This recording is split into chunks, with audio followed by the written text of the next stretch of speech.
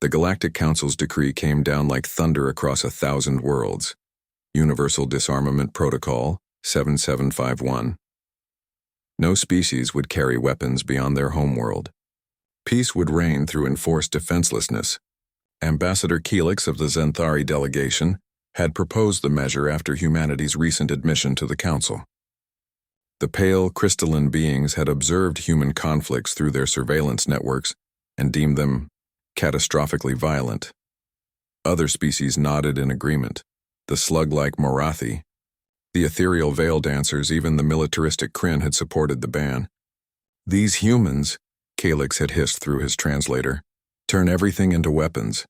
Rocks, metal, even their own waste products. We must contain this madness.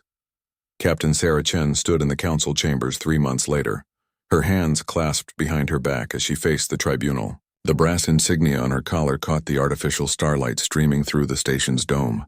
Around her, representatives from 47 species sat in judgment. Captain Chen, Calix began, his voice carrying the musical chime of his native tongue.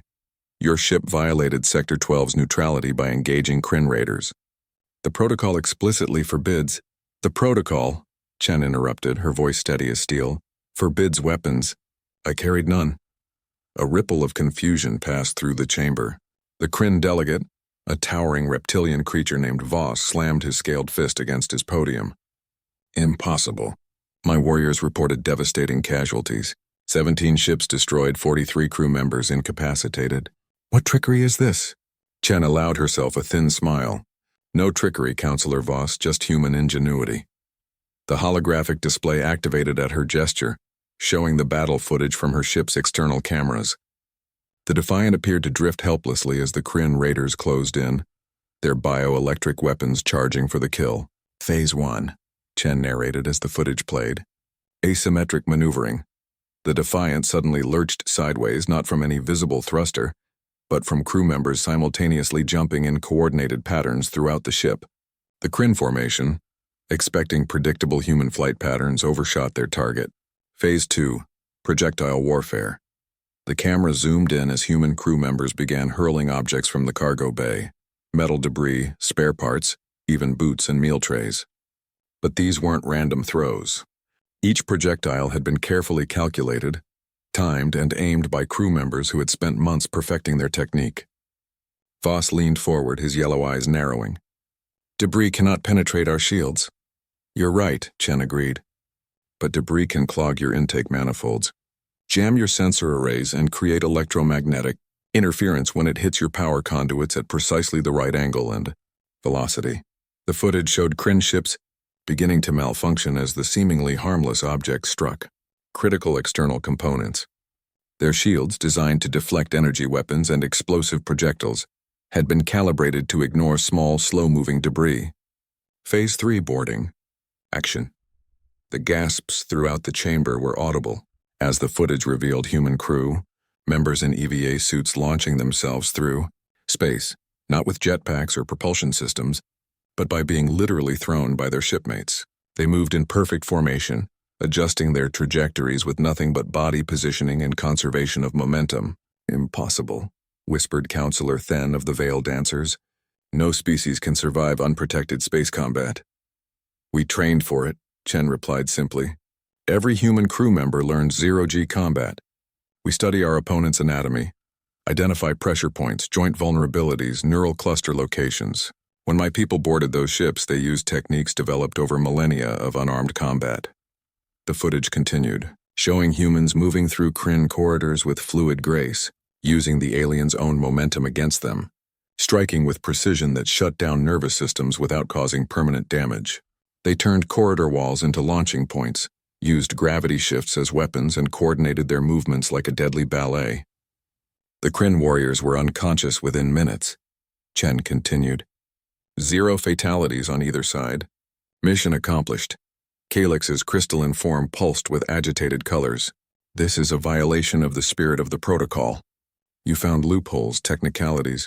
We followed your law to the letter, Chen cut him off. No weapons. No technology designed for combat. Just human bodies, human minds, and human determination. She stepped forward, her gaze sweeping across the assembled delegates. You wanted to see what humans could do without our guns, our bombs, our missiles. You got your wish. We showed you what we're truly capable of when we rely on nothing but ourselves. The Kryn delegate Voss slowly rose to his feet. Despite his species' reputation for aggression, there was something like respect in his reptilian features. In 3 centuries of raiding, no species has ever defeated us without superior firepower. How? Chen's expression softened slightly. Because you made the same mistake they all make. You looked at our weapons and thought that was what made us dangerous. Our tools aren't our strength, our adaptability is. Our refusal to quit. Our ability to turn any environment, any situation into an advantage. She gestured to the viewport showing the starfield beyond. Every species in this council developed in specific environments, evolved for particular niches. You mastered your worlds, then stopped adapting. But humans, she shook her head. We never stopped. We climbed mountains that tried to kill us, swam in oceans that wanted to drown us, walked across deserts that sought to bake us alive. We turned every challenge into a teacher. The chamber fell silent as the weight of her words settled over the assembled delegates. So go ahead, Chen continued, her voice carrying across the vast space. Ban our weapons. Take away our tools. Strip us down to nothing but flesh and bone and determination.